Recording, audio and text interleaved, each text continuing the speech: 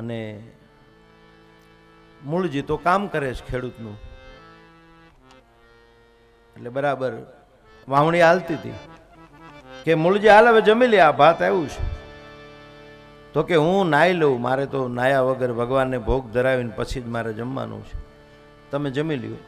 ઓલા જમવા બેઠા બધાય, લાડુ બહુ સારા બનેલા ને ભૂખ બહુ લાગેલી, એટલે મૂળજી માટે 2 લાડુ જે રાખવાના હતા એ ઓલા ખાઈ ગયા.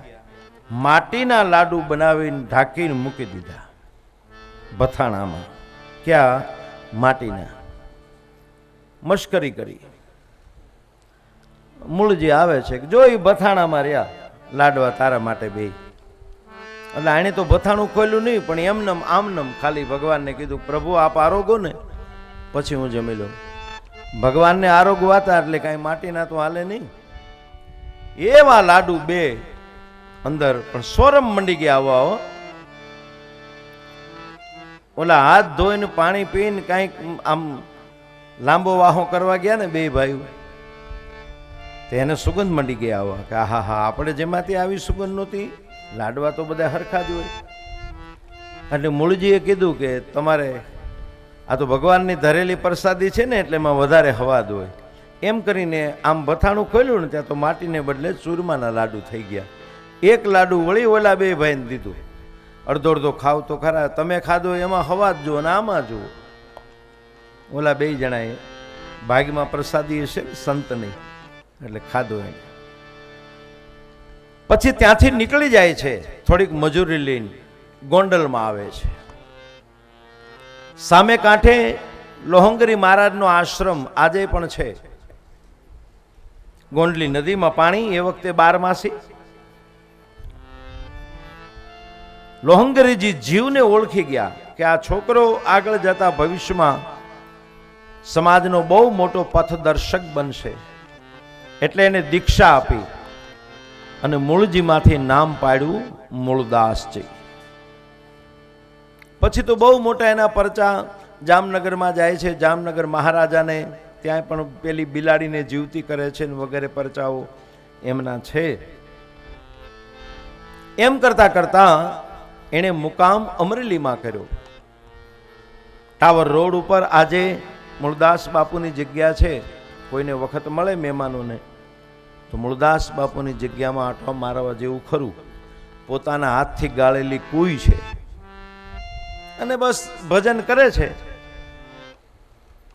એમાં એક દિવસની ઘટના ઘટે છે, સત્ય હકીકત. સમાજનો કોઈ આગેવાન માણસનો દીકરો, સમાજની આગેવાન માણસની કોઈ દીકરી, એની સાથે એમને કાંઈક મનમેળ થયો અને પેલી દીકરીના ઉદરમાં 2 મહિનાનો ગર્ભ હતો. એના મા બાપને ખબર પડી એટલે છોકરીના મા બાપે દીકરીને એમ પૂછ્યું કે તારા પેટમાં જે પાપ છે એ કોનું છે? છોકરી જવાબ આપી શકે એમ નહોતી. એના કુટુંબમાં વાત કરી ઓલાય કે ભાઈ મારી દીકરી માટે કોઈ છોકરાએ આવું કૃત્ય કર્યું છે ને છોકરી નામ નથી આપતી. હવે એ વખતમાં તો સમાધાન કરવાને બદલે તમાશા કેવડાવ કે કાલે જગતના ચોકમાં તારે જવાબ દેવો પડશે ને એ પાપીનું તારે નામ દેવું પડશે ને. છોકરી મૂંઝાણી આળી કે હું કરું, બહુ કરી આણે તો. છોકરી કે કાલની વાત કાલે, હાલો. ઈ રાતના 12 વાગે આ દેહ હવે રાખવો જ નથી, મરી જ જવું છે એમ વિચારીને છોકરી રાતના 12 વાગે મહાત્મા મૂળદાસ બાપુના આશ્રમમાં કૂવો છે તો એમાં જ પડી જવું. એ વખતે કાંઈ જાપો નહોતો. જાપો હું ઘરને લોકો તાળાય નહોતા મારતા. આ સમયે બધું શીખડાયું આપણને. એટલે સંત તો રાતે ઊંઘ નહોતી આવતી, જાપ કરે છે. આછા દીવાનો પ્રકાશ છે, રામ રામ તુહી રામ રામ. તાર લાગી ગયેલો બરાબર, ભજન જામેલું. અને ધીમે ધીમે ધીમે પગલાનો અવાજ આશ્રમની અંદર આવે છે. સંતને એમ લાગ્યું મારા આશ્રમમાં કોઈ આવે છે. ઊભાથી હાથમાં માળા છે. ધીમે ધીમે ધીમે કોઈ પાસે ગયા. ત્યાં તો ઓલી દીકરી એકદમ પડવાની બરાબર આમ તૈયાર કરીને શરીર ફેંક્યું અને મહાત્મા મૂળદાસે હાથ પકડી લીધો. કોણ છો તું? કે બાપુ મને મરી જવા દો, હું એક પાપીણી છોકરી છું, કે કાં કે મારાથી પાપ થઈ ગયું છે, કે આ સમાજમાં જીવી અને પાપ કોણ નથી કરતું એ તો કે મને આમ મરી જવાય? હાલ મારી પાસે મને કે જગતમાં કોઈ વસ્તુ એવી નથી કે એનો ઉકેલ ન હોય, કોઈ એવી વ્યક્તિને કહેવામાં આવે. છોકરી ના પડે, બાપુ લઈ ગયા એના આશ્રમની અંદર ને સામે બેસાડીને દીવાની જ્યોત થોડીક વધારી, જોયું ત્યાં તો સર્વાંગ સુંદર દીકરી. આહા, ભગવાને આવી કાયા આપી છે ને કૂવામાં નાખી દેવાનું. પણ બાપુ મારાથી ભૂલ થઈ ગઈ ને પાપ થઈ ગયું છે. કે શું થઈ ગયું છે? કે અમારા ગામનો આગેવાનનો એક છોકરો મારે મનમેળ થઈ ગયો ને મારા ઉદરમાં 2 મહિનાનો ગર્ભ છે, હું એનું નામ આપી શકું એમ નથી. પણ મારા મા બાપ ને મારા કુટુંબના લોકો મારી પાછળ પડી ગયા છે કે સવારમાં જાહેરમાં તારે અમરેલીમાં નામ આપવાનું, કે તારા પેટમાં પાપ કોનું છે. હું નામ આપી શકું નહીં મારા પ્રેમીનું, એટલા માટે કૂવામાં પડવા આવી છું. બોલો, મહાત્મા મૂળદાસે કીધું કે તું નામ આપી દે તો તારા પેટમાં બાળક છે એ અને તું બેય બચી જાઓ. તો કે બાપુ બેય બચી જાય, પણ કોનું નામ આપવાનું? આજ અમરેલીમાં બની ગયેલી સત્ય ઘટના, આ દેશના સંતે એમ કીધું તું અને તારું બાળક બેય બચી જાતા હો, અને સવારે તને જાહેરમાં પૂછે અમરેલીનું મહાજન કે બોલ તારા પેટમાં પાપ કોનું છે, તો તારે એમ કહેવાનું કે મહાત્મા મૂળદાસનું છે. આપણે એમ કહીને કે હળગતા ડુંભાણા હાથમાં લીધા, હે આ સંત કહેવાય ને. અરે બાપુ જોયા જેવી થશે. અમરેલી નો વેપારી સમાજ તમારા દર્શન કરીને પછી દુકાનો ખોલે છો, તમારા દર્શન કરીને ધંધાની શરૂઆત થાય છે. આસ્થાનું ઠેકાણું અમરેલીમાં તમે છો. આ જગત તમારા માટે જુદું કરશે કાંઈક. અરે જે થાય પડ્યા દેવાશે, જવા દે. આ રસ્તે હાલે ને બેટા, એટલે અહીંયા આવા સ્ટેશન આવે એની મને ખબર છે. તું ફિકર ન કર, જા ઘરે. અને હવે નબળો વિચાર કરે આખી રાતમાં તો તને મહાત્મા મૂળદાસના સોગંદ છે. દીકરી આનંદ કરીને બાપુ પાસેથી વહી ગઈ. બોલો, વહેલી હવારે, અને હવારના પરમાં સભા ભરાણી આ અમરેલીમાં. લોકો આવ્યા તમાશો જોવા માટે, ઓહો શું છે બધું. અને પછી દીકરીને પૂછવામાં આવ્યું, લોકોએ પૂછ્યું આગેવાનોએ કે બોલ આવું કૃત્ય તે કેમ કર્યું છે? એકવાર તો બોલી જા કે તને ફસાવવામાં આવી છે એટલે મેં જોઈ લઈએ. છોકરી કીધું કે ફસાવવામાં નથી આવી, મારો એટલો જ હિસ્સો છે એમાં. તો તારા પેટમાં પાપ છે એનું નામ દઈ દે માણસનું. કોણ છે છોકરો? એણે કીધું કે તમારા પગની નીચેથી ધરતી નીકળી જશે જો હું નામ આપીશ તો. અરે ગમે તે થાય, બોલ તું. આટલા બધા માણસો, આખું અમરેલી તારી હારે છે. છોકરીએ કીધું કે ઈ પાપ કરનાર આપણા મહાત્મા મૂળદાસ છે. અને લોકો ઊભા થઈને ઉમટ્યા હો આશ્રમ બાજુ. બાપુ એ સભામાં બેઠા હતા, માથે ઓલો ગમચો રાખીને એ ગમચો એક બાજુ કરી નાખ્યો કે આ આશ્રમમાં જરૂર નથી, અહીં હું સભામાં બેઠો છું. જે હાથમાં આવ્યું ચપ્પલ, કોઈના હાથમાં લાકડીયું, કોઈના હાથમાં પથ્થર, કોઈના હાથ ભારે હતા એ રીતે હવ મીંડ્યા. પછી તો વેતી ગંગામાં હાથ ધોવાઓ. આહા, મીંડા મારવા, શરીર લોહી જાણ થઈ ગયું. એટલેથી અટકે તો અમરેલી નહીં, પણ ગધેડાને બોલાવ્યું, ઊંધે ગધેડે બેહાર્યા ને અહીંથી સાવરકુંડલા કેટલું થાય એટલા કિલોમીટર ન્યા સુધી મૂકી આવ્યા. આ સમાજ પાછળ પડે પછી તો એમ કહેવાય ને કે પૂરું જ કરે ને. હાવ લુગડા હલે ને પવનથી તોય મારે હજી જીવે છે, મારો હાળાને જીવો ન જોઈએ, મૂકી આવ્યા. પણ પછી સંતને દુભાવા પછી પરિસ્થિતિ આ ગામની જે થઈ, ન જીવતી ન જાગતી ન સૂતી ન બેઠી ન હાલતી ન ચાલતી મરેલી, ઈ અમરેલી બની ગયું. પછી તો કવિઓએ પછી બધાએ એને વ્યાસભાઈ સુધારીને પછી એને અમરવેલી કર્યું. નકર તો મરેલી, અમરેલી, કાઢ નાખો તો મરેલી. બાપની પેલા દીકરાના ગામતરા મીંડા થવા, ખંભે બેસી બેસી બરકત વહી ગયા આખા ગામમાંથી. દીકરીને સાસરે મોકલી પાછી આવે. ઘરમાં પુત્ર વધુ, છોકરાને પરિણામ હોય તો વહુ વહી જાય. ધંધામાં કોઈને બરકત નહીં.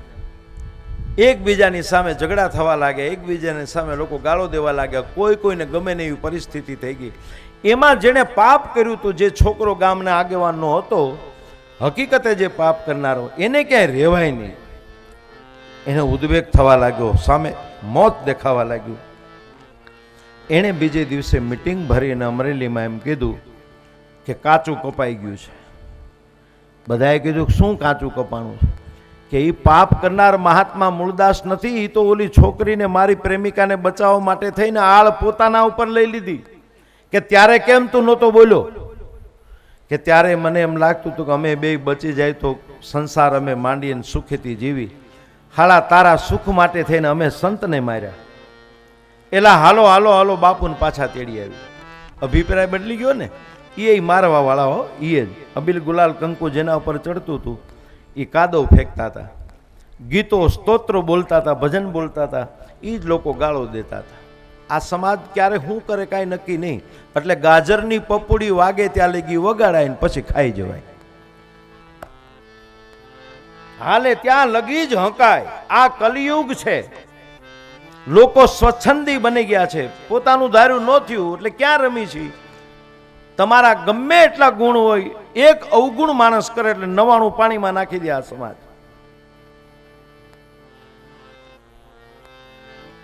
અહીંથી ગયા શેરી વળાવીને સજ કરું વાલમ ઘરે આવો ને.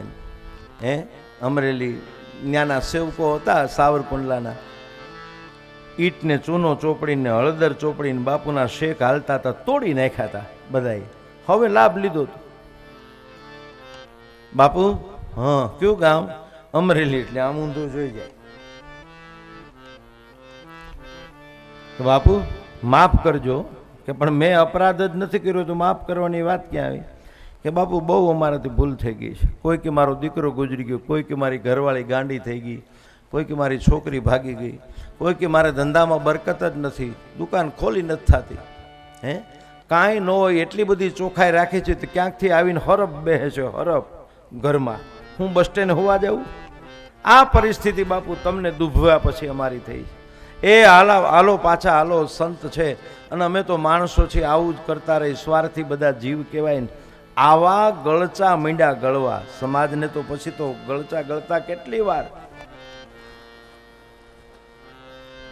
બાપુને એમ થયું કે દુઃખી ગામ થતું હોય અને હાલાઓને સમજાણું હોય તો હાલો આવું કાંઈ વાંધો નહીં. એ આવ્યા પણ ધામે ધૂમેથી આવ્યા છે. મારે હવે તમને મૂળ વાત કેવી છે. જે દીકરી ને બાપુએ બચાવી ઈ રાધાના લગ્ન છે અને અહીંયા બાપુને એનું શરીર છૂટવું અને એની પાલખીને અમરેલી ગામમાં ફેરવતું હતું અને અહીંથી બ્રાહ્મણો પૈ સીચીને ઓલી દીકરીને એના ઘરે જવું. જાનું ઉગલતી હતી ને આ બાજુ બાપુની ઈ જ શેરીની અંદર બરાબર પાલખી આવવાની તૈયારી. અને ઓલી બેનપણીઓએ જઈને છોકરીને કીધું કે રાધા તારા લગ્ન થાય છે પણ તને જેણે બચાવી હતી ને એ સંતે શરીર છોડી દીધું. દીકરી ગણપતિ સ્થાપના પાસે રોવા માંડીઓ. હા હા હા, એણે શરીર છોડી દીધું? હા છોડી દીધું. અને બીજું તો નહીં બેન, તને દર્શન થશે. હમણાં તારી જાન નીકળે ને ત્યારે દર્શન કરી લેજે, પણ એનામાં ચેતના નહીં હોય. તો કે ભલે મારે એના દર્શન કરવા છે. તો કે આ શેરીમાં જ આવે છે. દીકરીનો અભિપ્રાય બદલી ગયો ઓલી રાધાનો કે જેનામાં ચેતના ન હોય એને તો મળદું કહેવાય અને એ સામે મળે તો અપશુકનના કોઈ પાર નહીં. એ અપશુકનના કોઈ પાર નહીં. અહીંયા એ દીકરી બોલે છે ગણપતિ પાસે અને મહાત્મા મૂળદાસ સમાધિમાં જાગ્યા. અમરેલીની પ્રસિદ્ધ બનેલી ઘટના. લોકોએ બાજુમાં જે લોકો બધા હજારો માણસો હતા, એને કીધું કે બાપુ આ શું છે? કે ઓલી દીકરીને બચાવીને હવે એના ભાગ્યમાં જ જો લખ્યું હોય દુઃખ તો કાલ સવારે એમ કે ને કે મહાત્મા મૂળદાસનું શરીર મને સામે મળ્યું એટલે હું દુઃખી થઈ ગઈ. એટલે આપણે 2 કલાક નથી મરવું. ક્યાં, આપણી પાસે તો બહુ જાજો ટાઈમ છે. એની જાન અમરેલીની બહાર નીકળી જાય તઈ વાત. આ સંત આ ધરતી ઉપર વિચારો તમે, મહાત્મા મૂળદાસ. આવો ઇતિહાસ નથી કોઈ બીજો. ઈ રાધાની કુક્ષે મુક્તાનંદ સ્વામી મહારાજનો સ્વામિનારાયણ સંપ્રદાયની અંદર 500 સંતોમાં સર્વશ્રેષ્ઠ હતા એનો જન્મ થયો. અને એ મહાત્મા મૂળદાસજી 104 વર્ષની ઉંમર ભોગવી અને રામનવમીના દિવસે એમણે પોતાનો દેહ છોડ્યો. એમણે પ્રસિદ્ધ ભજનો લખ્યા, એની બુકો મળે છે. એમાંનું એક પ્રસિદ્ધ ભજન મને ગમતું, એમાં કોને ભૂલ કરીને કોને ભોગવવું પડ્યું એ 3-4 દ્રષ્ટાંતો જેણે આપેલા છે એ હું આપની સમક્ષ ગાય બતાવું. એકાદું ભજન જો એમાં શું લખેલું છે. મનને મનવાની ઉપમા આપે છે મહાત્મા મૂળદાસ અમરેલી.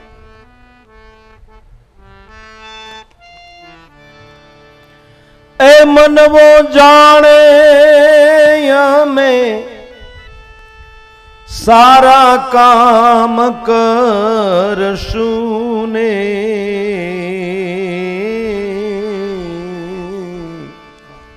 આ મનવો તો એમ જ જાણે સારા કામ કરશું, પણ એ ઉલટાનો થયો ઉત્પાત, એ મન સમજાવીના.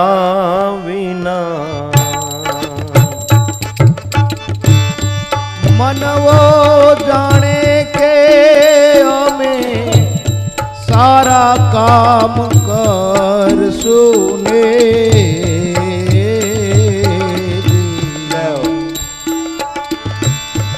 ઉલટાનો પડ્યો રે સંતા મન સમજાવીના. શું રે કરું રે એના તનડામાં તપીએલા તા મન સમજાવીના. સુરે કરું રે જેના તનડામાં તપીએલા મન સમજાવીના.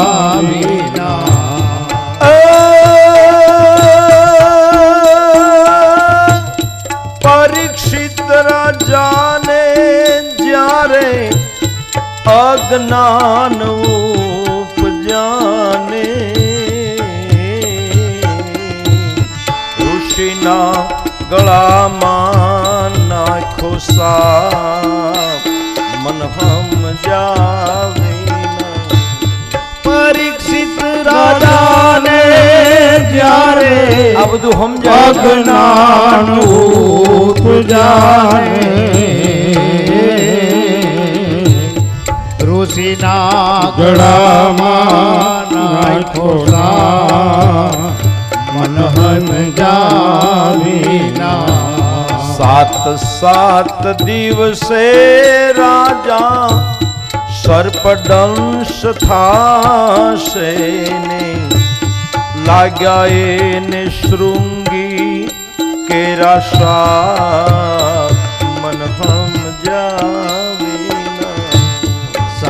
7 દિવસે રાજા સર્પદંશ થાશે ને, ઋષિના રે લાગ્યા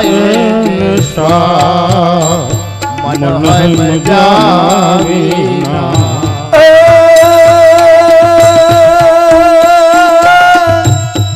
ઇન્દ્ર રાજાને જ્યારે અજ્ઞાન ઉપજાને,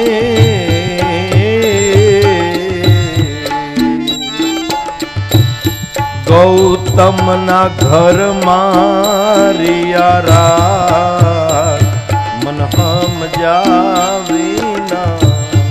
ઇન્દ્ર રાજાને જ્યારે અજ્ઞાન ઉપજાને, ગૌતમના ઘરમાં મન સમજાવીના.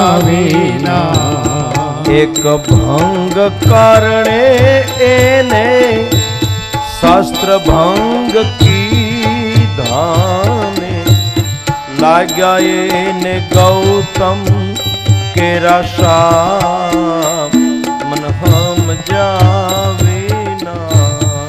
એક ભંગ કારણે તો સહસ્ર ભંગ પારને ગૌતમ ના લાગ્યા એને શ્રાપ મન હમ જાવીના.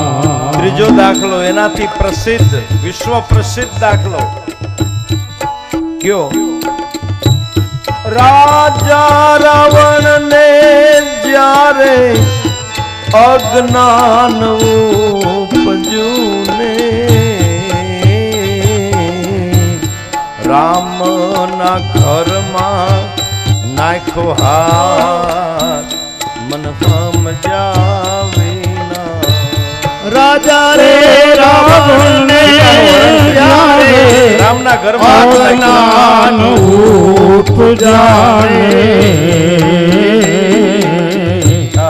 રામના ઘરમાં નાખો હાથ મન હમ જાવીના.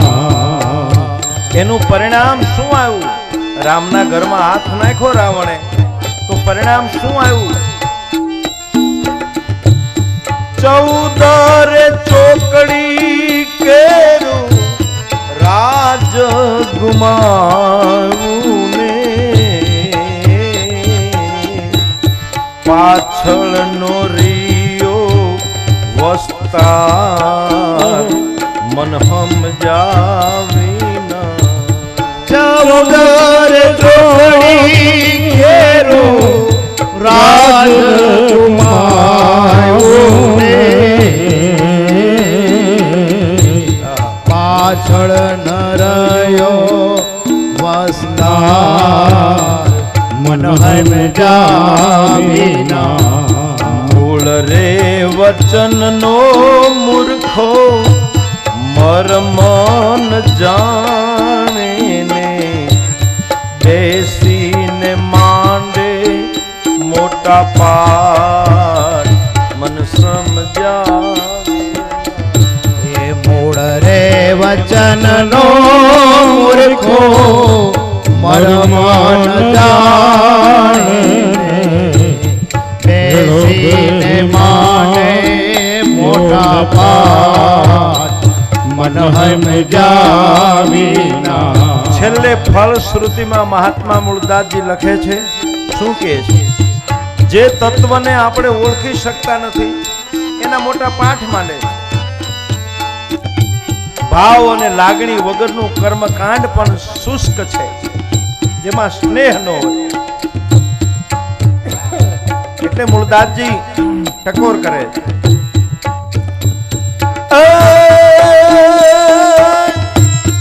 મૂળ રે વચન નો મૂર્ખો મરમન જાણે ને બેસીને માંડે મોટા પાર મન સમજાવીના. અગમ નિગમની નરને ખબરું પડે નહીં. મહારાજ ગાયે મૂળદાસ મન હમ જાવીના. અગમાની ગમની નરને ખબરું પડે નહીં. મહારાજ ગાવે મૂળદાસ મન હમ જાવીના.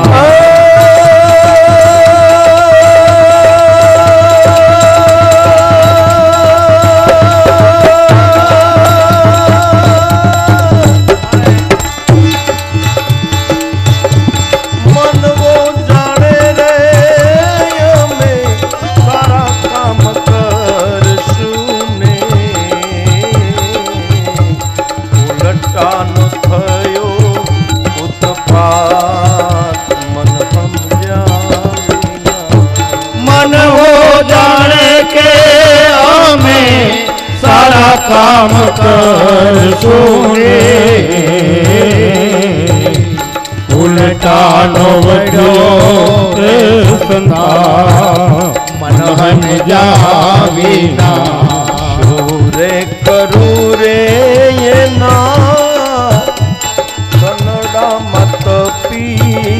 लाता मन हम जाविना सूरे करूं रे देना कन्नड़ा मतस्वीयता मन हम जाविना मन हम जाविना मन हम जाविना मन हम जाविना मन हम जाविना अहो अद्य वयं ब्रह्मन् सत्सेव्या क्षत्रबन्धव कृपया तिथिरूपेण भवद्भीस्तीर्थका सुता પરીક્ષિત પોતાના જીવનને ધન્ય ગણવા લાગ્યો કે મારું પરમ સદભાગ્ય છે એક તો તીર્થ છે અને તીર્થની અંદર આવા મહાપુરુષો મળે તો એમ કહેવાય છે કે આપણા પાપ બળીને ભસ્મીભૂત થતા હોય એવું લાગે છે. પણ એની સામે એક ટકોર છે કે તીર્થમાં પાપ મુક્ત થાય છે. નો ડાઉટ તમે ગંગા નાવ, નર્મદાજી નાવ, સરસ્વતીમાં સ્નાન કરો, બ્રહ્મપુત્રમાં સ્નાન કરો, યમુનાજીમાં સ્નાન કરો, પાપ જાય.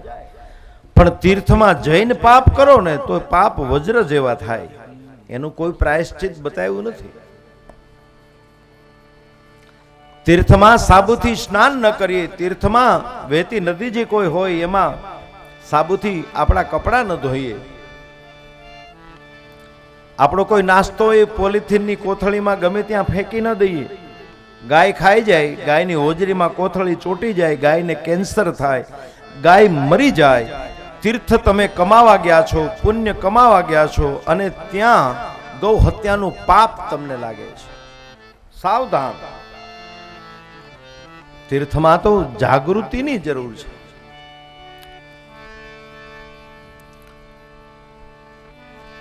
આ તીર્થનો મહિમા છે. તીર્થને સ્વચ્છ બનાવીએ, તીર્થ આપણને પવિત્ર બનાવે છે. દ્વિતીય સ્કંદમાં જ્ઞાન લીલા 10 અધ્યાયો બતાવવામાં આવ્યા છે. ભગવાનનું ડાબુ અંગ એટલે ડાબા પગનું વર્ણન બતાવ્યું છે. સુખદેવજીએ ભગવાનને પ્રાર્થના કરી છે પોતાના સેવક માટે. કોઈ મહાપુરુષ પોતાના ભજનમાં તમને યાદ કરે યા તો તમારા વતી પ્રાર્થના કરે તો એ પ્રાર્થના ભગવાન સાંભળે. સુખદેવજી પહેલું જ વાક્ય બોલ્યા, જુઓ, વર્યાને સતે પ્રશ્ન કૃતો લોકહિતમ નૃપ આત્મવિત સંમત પુંસામ શ્રોતવ્યાદિષુ યઃ પર શ્રોતવ્યાદિની રાજેન્દ્ર નૃણામ સંતિ સહસ્રશ અપશ્યતા આત્મતત્વમ ગ્रहेषु ગ્રહ ભેદિના. હે રાજન, સુખદેવજીની બોલવાની શરૂઆત થઈ અહીંથી. મૌન ખોલ્યું બાબાએ. લોક કલ્યાણ માટે તે પ્રશ્ન પૂછ્યો છે એટલે ધન્યવાદનો અધિકારી છો. હવે મને ખબર પડી કે તને મરણની ચિંતા નથી. ખરેખર તારાથી બ્રાહ્મણનો અપરાધ થઈ ગયો છે અને એટલા જ માટે હું અહીંયા રોકાણો છું. હવે તું ચિંતા ન કર. કથાની શરૂઆત કરતા પહેલા સુખદેવજી વિનય વાપરીને પોતાના યજમાનને કીધું, થોડું જળ લઈ લે, ગંગાનો પ્રવાહ ચાલુ છે, મારી કથા વચ્ચે અટકશે નહીં. એકાદું ફળ ખાઈ લે, કંદમૂળનો આહાર લઈ લે. નહીં બાપજી, હું આપના સ્વરૂપને પીઉં છું. વચ્ચે કથા આવશે ત્યારે સુખદેવજી કહે છે કે થોડું પાણી પી લે, થોડીક તારી ભૂખ મટી જાય તો ફળ ફૂલ ખાઈ લે. ત્યારે એમ કહે છે કે તમારી વાણીથી મને તૃપ્તિ થઈ ગઈ છે. અત્યારે એમ કહે છે કે તમારું જે રૂપ જોઉં છું ને તો એનાથી મને આનંદ છે. બસ જોયા જ કરું, તમને જોયા જ કરું. હવે તમે બોલો છો તો તમને સાંભળ્યા જ કરું, સાંભળ્યા જ કરું.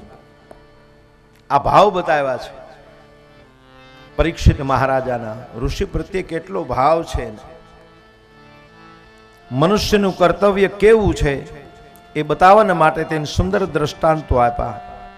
ભગવાનની દિવ્ય લીલા ચરિત્રનું વર્ણન કર્યું છે.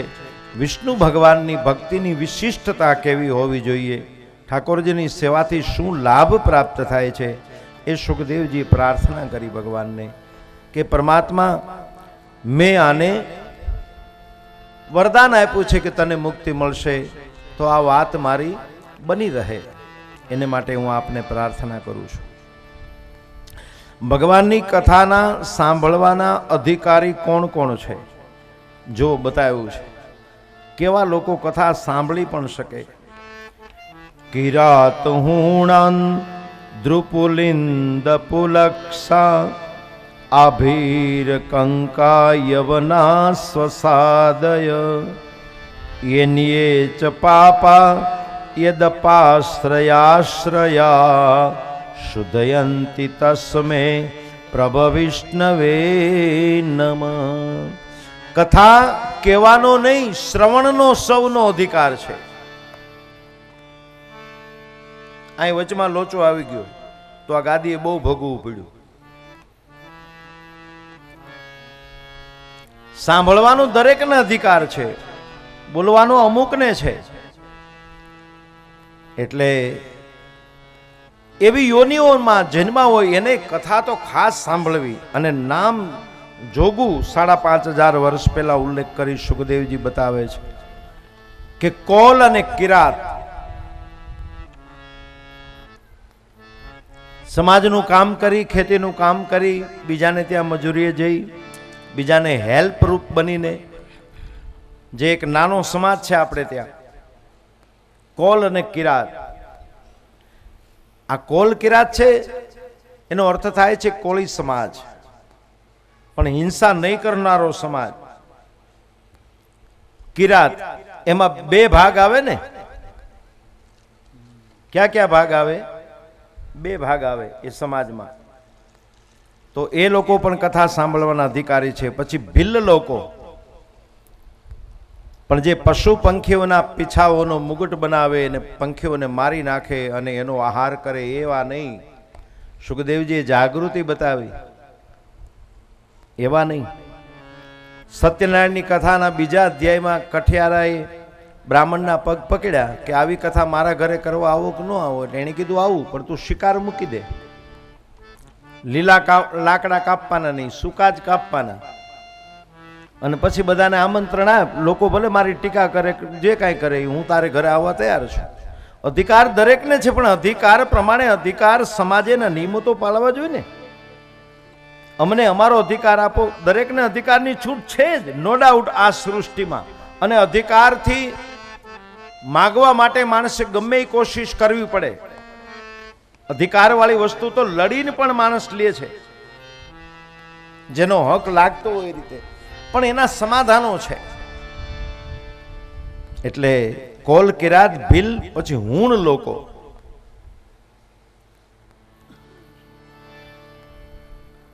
હુણ લોકો અને કશ્યર વસ્તુનું ચણતર કરનારા લોકો. શરૂઆતમાં તો વર્ષો પહેલા આપણે ત્યાં કશ્યરના ચણતર થતા હતા. અને તમારું મકાન ચણવા માટે ઓડ લોકો આવતા હતા. એ હુણને ઓડ કહેવાય છે. એની સાથે પાડો હોય, 2 બાજુ પખાલ હોય, એમાં પાણી ભરી આવે. અને કશ્યનું ચણતર એટલે કેવું, બોમ્બ બ્લાસ્ટ કરો ને તો દિવાલું ન પડે, આપણને લાગે કાચી છે. આ પાકી તમારી પડી જાય. અમુક અમુક ગામડામાં તમે જોવું, ઓડ લોકો એ ચણતર સ્પેશિયલ કરી દેતા. કશ્યરનું ચણતર એટલે પીંડાવે જાય એમને. આપણે કેમ પીંડા હોય ને પછી એની દિવાલ તમે ચણી, પણ પાડો કચરતો જતો હોય ગારો, એની પખાલમાંથી પાણી પડતું હોય જોઈ એ પ્રમાણે. અને એ બનાવનારા, એ માટીનું કન્સ્ટ્રક્શન કરનારા લોકોની જાતિનું નામ હતું ઓડ લોકો. ઓડનું ચણતર, જેને કશ્યરનું ચણતર ગામડામાં કહેવાતું. અમારા ઘરની એક દિવાલ હતી એવી. આ ભાગવતમાં આવા કેટલા એવા ભાવો છે, તમે જુઓ તો. હવે એ તો કથા કોઈ વાંચતું નથી. મુખ્ય મુખ્ય કથાનો સાર આવે, કઈ વાત પૂરી. પછી આંધ્ર લોકો. આંધ્ર લોકો એટલે લોકોનું મનોરંજન કરનારા લોકો, નટ બદાણિયા લોકો આપણે ત્યાં આવતા. દોરી બાંધેની, દોરી ઉપર એના છોકરાઓ બધા એ હાલ્યા જાય. એમાં અમુક ચોરે ઓલા બદાણિયાના છોકરાને કીધું કે એટલે તું દોરી ઉપર હાલો જા. તો કે હા. તો કે અમારા માટે તું બહુ ઉપયોગી છો, ચોરી કરવા તને લઈ જાય તો બબે તંત્ર માલ ચડી જા. તો કે ચડી જાઓ. તો ચોર લોકો લઈ ગયા એ નટ બદાણિયાના છોકરાને. પછી કે ત્રીજે માળે ચડવાનું છે કે હાલ ચડી જાય. કે તો કે એમ ન ચડું તો ઢોલકી વગાડો તો ચડું.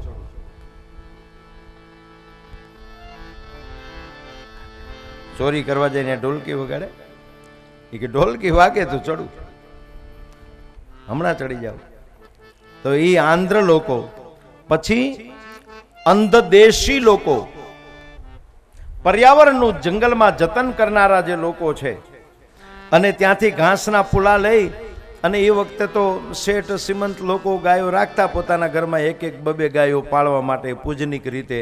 કૌલી ગાય હોય, પૂળો નાખીને પૂળેથી ધરાઈ જાય એવી. તે મંદિર કે હવેલીનો ચોક હોય ને ત્યાં એ પૂળા અને ખડની ગાંસડીઓ લઈને આવે આ બધા લોકો, અંધદેશી લોકો. એનું નામ એ. અને હરાજીમાં કોઈ 8 આના 12 આના એ વખતે ક્યાં કાંઈ ભાવ હતા, અને એ હરાજીમાંથી એની ગાયો માટે લઈ જાય. તો આવા લોકો. પછી પુલિંદ લોકો, આ કથા સાંભળવાના કેને કેને અધિકાર છે? આવી યોનિવાળા લોકો પણ કથા સાંભળી શકે. એટલા માટે હું ખુલાસો કરીને તમને આ શ્લોક કહું છું. મ્લેચ્છ જાતિના લોકો જે માછીમારી કરે છે, જાળ બિછાવે, એનો ધર્મ જ છે જો આ વસ્તુ ન બને આપણે ત્યાં. દાખલા તરીકે જુઓ, ભગવાને જ્ઞાતિ અમુકનું સર્જન કર્યું છે, તો એનું શું થાય? જંગલમાં આપણે એવા જીવ હમાત નહીં ને ક્યાંય. સાગરમાં પગ તમે મૂકો ત્યાં એવા જીવ તમારા પગમાં આવત. એટલે એ લોકોનો પણ અધિકાર છે. પછી પુલક્ષ લોકો એટલે ચાંડાલ લોકો, એને પણ ભગવાનની કથા. આભીર લોકો, આભીરનો અર્થ થાય છે આહીર, આ લોકો. પછી કંક અને યવન લોકો, આ બધા લોકોને ભગવાનની દિવ્ય કથા સાંભળવાનો દિવ્ય અધિકાર છે. સુખદેવજી પરમાત્માને પ્રાર્થના કરે છે, નમઃ પરસ્મૈ પુરુષાય ભૂયસે સદુદ્ભવસ્થાન નિરોધ એ લીલયા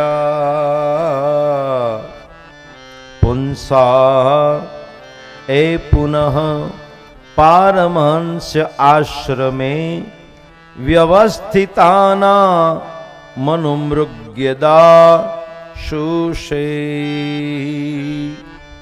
બ્રહ્મા અને નારદજીનો દિવ્ય સંવાદ કઈ બતાવ્યો, અને એમાં થોડીક ડીપ વાત સુખદેવજી રાજા પરીક્ષિતને કહે છે. સુખદેવજી એક સવાલ કરે છે પરીક્ષિત રાજાને. બહુ મજાની કથા છે, 3 શ્લોકમાં આનું વર્ણન છે. બીજો સ્કંદ, કે રાજા આ જગતમાં અજવાળું વધારે છે કે અંધારું?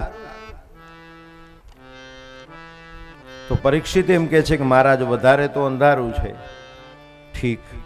આ જગતમાં જ્ઞાન વધારે છે કે અજ્ઞાન? તો કે આ જગતમાં તો અજ્ઞાન વધારે છે. ઠીક. જંગલમાં વૃક્ષો બગીચાની જેમ પદ્ધતિસર ઉગે છે કે ગમે તેમ ઉગે છે? જવાબ મળશે કે જંગલમાં વૃક્ષો આડેધડ ગમે તેમ ઉગે છે. ઠીક. ચોથો સવાલ કરે છે, નદી સુરેખામાં લાઈનમાં સીધી જ ચાલે છે સ્ટ્રેટ કે વાંકા ચૂકી ચાલે છે? રાજા જવાબ આપે છે કે નદીના તો આખા ઇતિહાસો આવતા, પડતી આખડતી ડુંગરમાંથી નાના નાના ઝરણા બને, વળી એમાંથી એની ધાર મોટી બંધાય, એમ કરતાં કરતાં બીજા ગામની નદીઓ બને, તો કેટલાય વળાંક લેતી લેતી લેતી સાગર સુધી જાય. એટલે એમાં વળાંક બહુ હોય છે. પાંચમો સવાલ પૂછે છે, પહાડો એક જ રેખામાં સીધા હોય છે કે આડા અવળા અને ઊંચા નીચા હોય છે? પરીક્ષિત મહારાજે કીધું કે બદ્રી, કેદાર, હિમાલય, ગંગોત્રી, યમનોત્રી, એની કોઈ તમે યાત્રાએ જાઓ ત્યારે એક ટૂંક પૂરી થાય એટલે બીજી શરૂ થાય, બીજી થાય એટલે ત્રીજી શરૂ થાય, એનો અંત ન આવે. શિવપુરાણમાં લખ્યું છે હિમાલયને 60,000 પુત્રો છે. ત્યારે મને પોતાને વાંચતો શિવપુરાણ ત્યારે એમ થતું કે આ શું લખી નાખ્યું વ્યાસજીએ? ભાંગ પીને લખવા બેઠા છે? પણ હિમાલયની યાત્રા કરી ત્યારે ખબર પડી 60,000 હું ગણી ન શકાય એટલા પર્વતોની હારમાળાઓ છે. તો મહાપુરુષોની જે વાણી છે એ કેવી હોય છે. પછી છઠ્ઠો સવાલ પૂછ્યો છે કે આ માથાના વાળ છે એક પેટર્ન ડિઝાઇનમાં ઉગે છે કે આડાવળા ઉગે છે? જુઓ તમે. તો કે ભાઈ એ તો આડાવળા ઉગે છે અને આ માથું છે ને આપણું, આ તોલાનું રક્ષણ કરે છે. આ બધા વાળ છે હે એનું એ રક્ષણ કરે છે.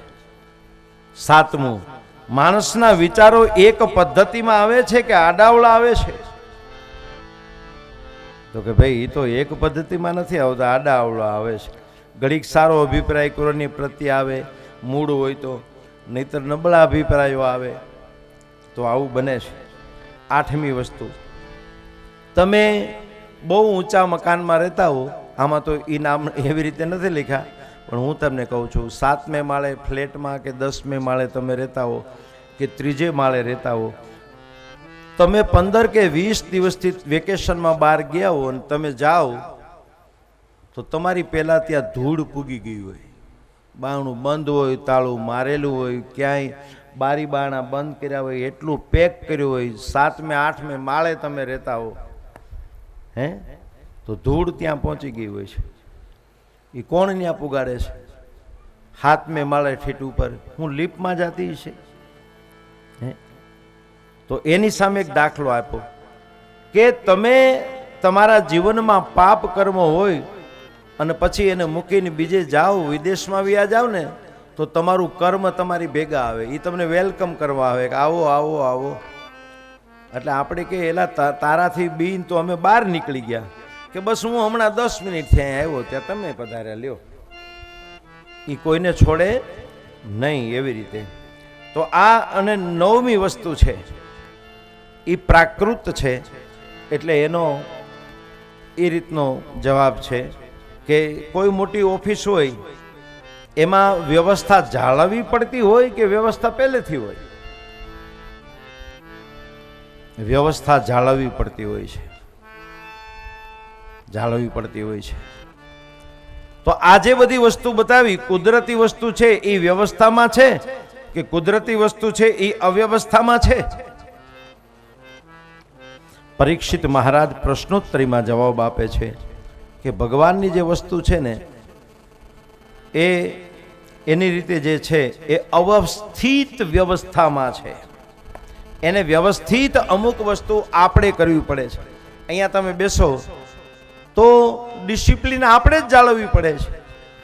આ સરસ મજાના ગાડલા પાથરા હોય, સરસ મજાના ઓશિકા સવારમાં પાથરા હોય, એ બપોરની છૂટી થાય એટલે છોકરાઓને લાગ મળી જાય, હતું નહોતું કરી નાખે બધું કે નહીં? એને મજા આવે ને, ગા કરતા હોય વોલીબોલના દડાની જેમ, ગમે એમ ઠેકાણા પાડી દે ને બધું આપણું. એ થઈ અવ્યવસ્થા. તો અવ્યવસ્થા તો હતી જ, પણ જાળવવા માટે વ્યવસ્થા જ ની જરૂર છે. એમ આખું જગત હે રાજન પ્રપંચથી ભર્યું છે, અવ્યવસ્થા જ છે. પણ એક ભગવાનની કથાના સંદેશ દ્વારા જગત આખું વ્યવસ્થિત બને છે. અજ્ઞાન જ્ઞાનમાં ફેરવાઈ જાય છે. કઈ રીતે? તમે રસ્તામાં જતા હો, અંધારું હોય, ટાયર પડ્યું હોય, ટાયરનું બટકું પડ્યું હોય, ટ્યુબનું બટકું પડ્યું હોય, વાંકા ચૂકું, તમને લાગે સર્પ છે, પગ આવી ગયો હોય તો તમે રાડ નાખી જાઓ. પછી બહારનો કોઈ માણસ એમ કહેતો હોય, લાઇટ કરી ટોચ કરીને બતાવે કે ભાઈ એ 3 દીથી અહીં પીડ્યું છે, કે ના હું ન માનું, હો સર્પ છે, તું મશ્કરી કરે. અરે આ લાઇટ લે, જો હવે અજ્ઞાન હતું, ખબર નહોતી ત્યાં સુધી. જ્ઞાન ક્યારે થયું કે નજરે જોયું કે આ સર્પ નથી, અજ્ઞાન વી ગયું, જ્ઞાનની પ્રાપ્તિ થઈ. આ બધી વસ્તુ આ રીતે છે. અજ્ઞાન જાય તો જ માણસના જીવનમાં જ્ઞાનની પ્રાપ્તિ થતી હોય છે. ભગવાનના લીલામય 24 અવતારનું વર્ણન કરી બતાવવામાં આવ્યું છે અને સુખદેવજી મહારાજે દિવ્યતા પ્રાપ્ત કરી છે. પરીક્ષિત મહારાજના દિવ્ય પ્રશ્નોના જવાબ આપ્યા છે અને એમાં આવે છે બ્રહ્માજીની કથા. ભગવાન બ્રહ્માને સૃષ્ટિનું સર્જ કરવાની જે વાત કરે છે અને એમાં ચતુશ્લોકી ભાગવતની કથા આવે છે કે જેમાં 4 શ્લોકમાં આખું ભાગવત સમાઈ જાય છે. અહમેવા સમેવાગ્રે નાન્યદ યદ સત સત પરમ પશ્ચાદહમ યદે તચ્ચયોવશિષ્યેત સોસ્મ્યહમ ઋતેરથમ યત પ્રતીયેત ન પ્રતીયેત આત્મની તદ્વિદ્યાદાત્મનો માયા યથા ભાસો યથાત્મ યથા મહાંતિ ભૂતાની ભૂતે પૂચ્ચાવચેષ્વનું પ્રવિષ્ટાન્ય પ્રવિષ્ટાની તથા તેષુ ન તેષ્વહમ એતાવદેવ જિજ્ઞાસ્યમ તત્વ જિજ્ઞાસુનાત્મન અન્વય વ્યતિરેકાભ્યામ યતસ્યાત સર્વત્ર સર્વદા એતન્મતમ સમાતિષ્ઠ પરમેણ સમાધિના. આ 4 શ્લોક ભાગવતના આદિ નારાયણે બ્રહ્માને સમજાવ્યા. તમે સૃષ્ટિનું સર્જન કરો. બ્રહ્માજી કીધું કે ભગવાન આ તો દિવ્ય તમારું સર્જન છે, પણ એ સર્જનમાં મને કોઈ દોષ લાગે તો તમે મને સમાધાન આપજો, તમે મને થોડુંક રોકજો કે બ્રહ્મા આનું નહીં આમ કરી શકાય, એ રીતે તમે મને કહેતા રહેજો. પ્રકૃતિ અને પુરુષથી સત્વ રજ અને તમસ આ 3 વસ્તુ બંધાણી. સુનીએ સૃષ્ટિ સર્જન. સૌથી પહેલા સત્વ એટલે સફેદ, રજત એટલે લાલ, તમસ એટલે કાળું. કાળ કર્મ સ્વભાવથી 3 પ્રકારના અહંકાર થયા. સાત્વિક અહંકાર, રાજસ અહંકાર અને તામસ અહંકાર થયા. એમાંથી 5 મહાભૂતનો જન્મ થયો.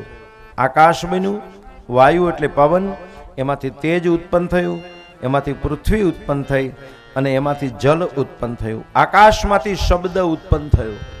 આજે આપણે બોલીએ છીએ શબ્દ આપણા મોઢામાં, એ આકાશમાં ઘણા સમય સુધી એમનો ગુંજે છે. જેમ બહુ મોટું ઘુમ્મટ હોય એની મંદિરમાં તમે બોલો ને પડઘા પડે ને, ઇકો સાઉન્ડ બની જાય. આ શબ્દને ને આકાશને સંબંધ છે. આકાશ એ વ્યાપક છે, એને ક્યાંય ટેકો નથી. એટલે કવિ લખે છે રાગ ભેરવી, આ પૃથ્વી તણો પિંડો કરો, એની રજલાવ તો ક્યાંથી હશે, જગચાક ફેરવનાર એ કુંભાર બેઠો ક્યાં છે. આખી પૃથ્વીનો પિંડો બનાવ્યો એની માટી ક્યાંથી લાવ્યો હશે બોલો? હે, આખી પૃથ્વીનો પિંડો બનાવ્યો આ, અને છતાંય પૃથ્વી એક જ ભાગની હો, 3 ભાગનું પાણી છે આ સૃષ્ટિમાં. બોલો, આ જગતના ચાકડાને ફેરવો એ કુંભાર ક્યાં બેઠો હશે? કાળી કાળી વાદળીનો ગોવાળ કેવો કાળો હશે,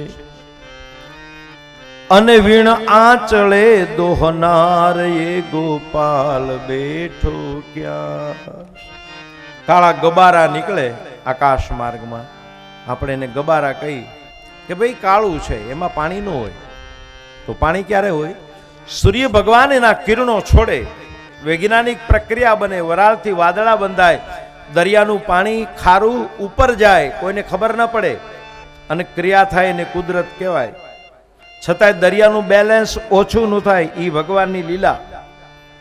નકર જેમાંથી લ્યો એ ઓછું થાય એ સ્વાભાવિક છે. ખીચામાં 20 પડ્યા હોય, 10 વાપરી નાખો તો 10 જ વધે, ન્યા હરવાણી ન આવે. સમુદ્રમાંથી પાણીના ગમે એટલા ટાંકા ભરી લ્યોનું બેલેન્સ ઓછું ન થાય. આખી સૃષ્ટિ જગતની એમાં વરસાદ આવે, વરસાદ બીજો ત્રીજો નથી, એક જ છે, અને એ બધું પાણી ઉપર ગયું હોય છે, અને વળી મીઠું કરીને ભગવાન મોકલે છે. આ જ કલ્પના છે કે ઈશ્વરની હાજરી છે. પાલર પાણી આવે જેમાંથી આખી જીવ સૃષ્ટિ નભી જાય. હે બોલો,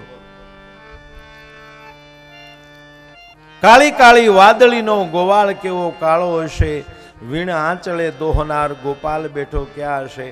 વરસાદ આવે એને કાંઈ આપણે માલઢોરને દૂધ લઈ એમ કાંઈ દોવો નથી પડતો, એની મેળે અવની ઉપરથી આવે. અને દેખાય ક્યાં સુધી આપણને? આપણા ખોડાના નેવા સુધી આપણને દેખાય કે જો વરસાદ આવે. અધર જોવા જાવ દેખાય નહીં તમને. નીચે આવે છે, એને જોણવા તણી જાણવા તણી આ દિલ જંખના ખટકી રહી. એ ભગવાનને મારે જોવો છે. કવિ કહે છે કેદુની આમ એક ઝંખના છે કે એને હું મળું, પણ બ્રહ્માંડમાં ભટકી અને મારી ટૂંકી મતી અટકી ગઈ. બુદ્ધિની ડાબલીમાં ભગવાનને બેસાડી ન શકાય. એના ઉપર તમે કેટલાક તર્ક કરો, ચાલો કેટલા તર્ક તમે કરો. એટલે તો શાસ્ત્ર એમ કે છે કે નેતિ નેતિ, વેદ એમ બોલે છે. વ્યાસ ભગવાન એમ લખે છે, ન સમજાય ત્યારે પોતે પણ લખે છે કે બધી લીલા છે ભગવાનની. જાઓ,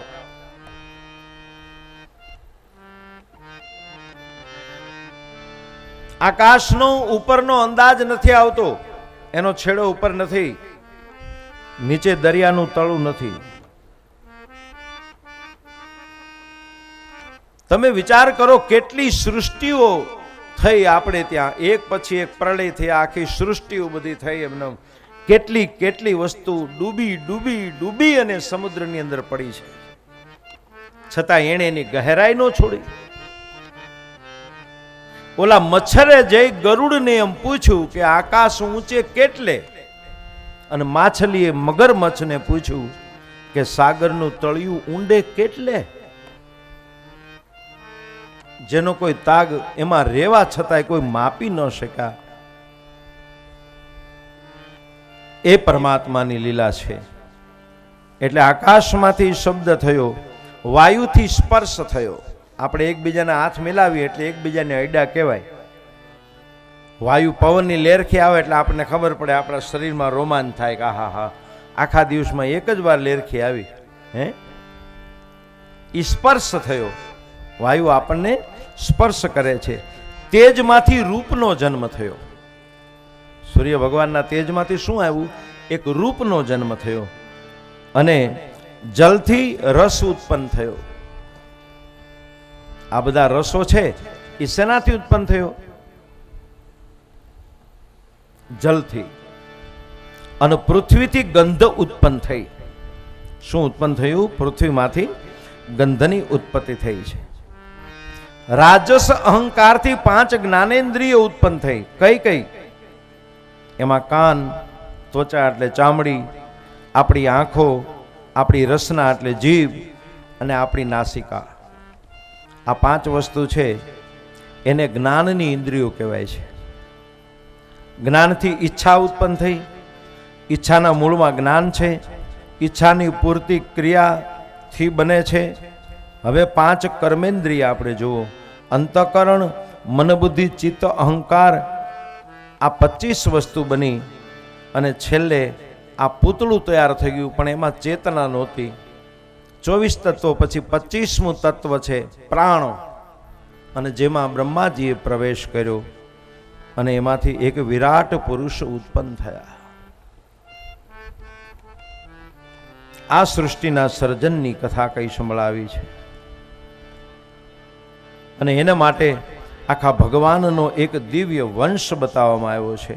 પરમાત્માનો વંશ કે હા, મહાપ્રભુજી ચતુશ્લોકી ભાગવતમાં આખો જે વંશ બતાવ્યો છે, અને એમાં એક સુંદર મજાનું પદ આવે છે. જો આ ભારેખમ વાતું ન સમજાય ને તો તરત જ આપણા સંતોએ એક બીજી વસ્તુ મૂકી દીધી. અમને તરત જ ખ્યાલ આવે, શબ્દો મંડે પાછા આવવા, ધીમે ધીમે ધીમે ધીમે. ગમતું હોય પણ સમજાતું ન હોય.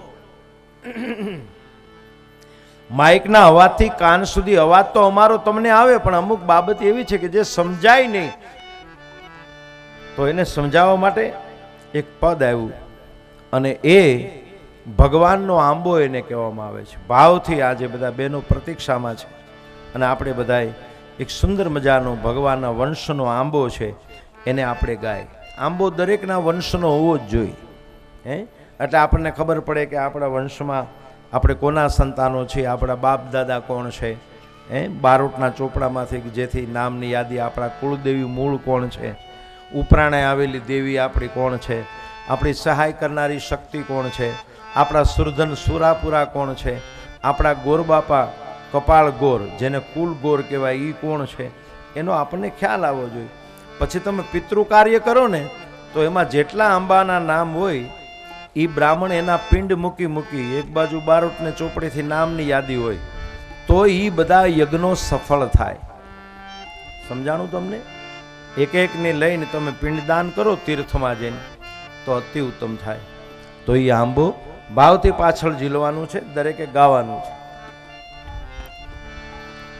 આંબો એ અખંડ, એના શબ્દો જુઓ ત્યાંથી શરૂઆત. એ ભુવનમાંથી ઉતર, આંબો અખંડ ભુવનમાંથી ઉતર્યો. આંબો અખંડ ભુવન માંથી ઉતર્યો. આંબો અખંડ ભુવનમાંથી ઉતર્યો. વ્રજ ભૂમિમાં આંબાનો વાસ, સખી આંબો રોપિયો. વ્રજ ભૂમિમાં આંબાનો વાસ, ભાવથી દરેક બોલે બેઠા છો એ બધા કોઈ ધ્યાનમાં ન રહ્યો. મંડપમાં બેઠા છો ભાવથી બોલો. વ્રજ ભૂમિમાં આંબાનો વાસ, સખી આંબો રોપિયો.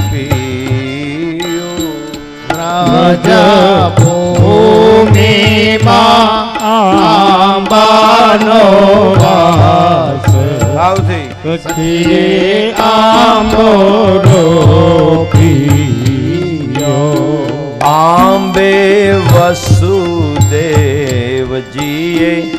બીજ વાવ્યા. આંબે વસુદેવજીએ બીજ વાવ્યા. ભુવા દેવકીજી ક્ષેત્ર પ્રકાશ, સખી આંબો રોપિયો. ભુવા દેવકી જે ક્ષેત્ર પ્રકાશ, સખી રે આંબો રોપિયો. આંબે યશોદા જીએ જળને સિંચ્યા.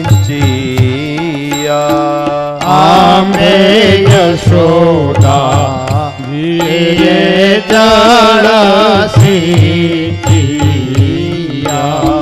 નંદ ગોપ આંબાના રખવાળ, સખી આંબો રોપિયો. નંદ ગોપ આંબાના રખવાળ, જય હો. સખી રે આંબો રોપિયો. બ્રહ્માજીએ તે ચાર પત્ર લખ્યા. બ્રહ્માજીએ તે ચાર પત્ર લખ્યા. મુનિ નારદજીને કીધી એની જાણ, સખી આંબો રોપિયો. મુનિ નારદને કીધી છે જાણ, જય હો. સખી રે આંબો રોપિયો. વ્યાસ મુનિએ ચાર પત્ર કર્યા વ્યાસ મુનિએ તે ચાર પત્ર કર્યા એના નવખંડમાં જોને નામ સખી આંબોરો પીયો એના નવખંડમાં છે નામ જય હો સખી રે આંબોરો પીયો આંબો ધ્રુવ પ્રહલાદે અનુભવો આંબો ધ્રુવ પ્રહલાદે અનુભવ્યો એની સેવનારી છે વ્રજની નાર સખી આંબોરો પીયો એની સેવનારી છે વ્રજનાર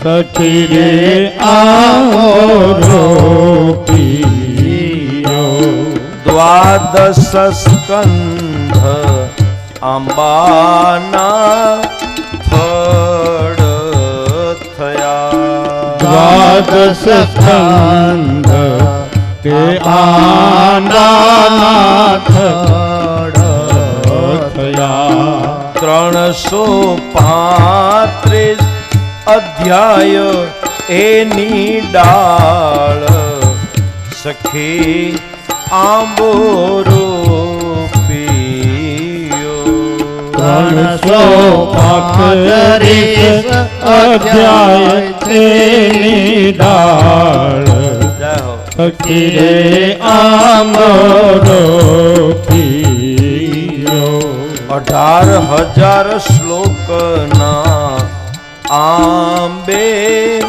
તીર થયા 18,000 શ્લોકના આંબે તીર થયા 500 લક્ષ આવ્યા આંબાના પાન સખી આંબોરો પીયો 500 અક્ષર આવ્યા આંબે પાન સખી રે આંબોરો પીયો કલ્પ વૃક્ષ લઈ આંબો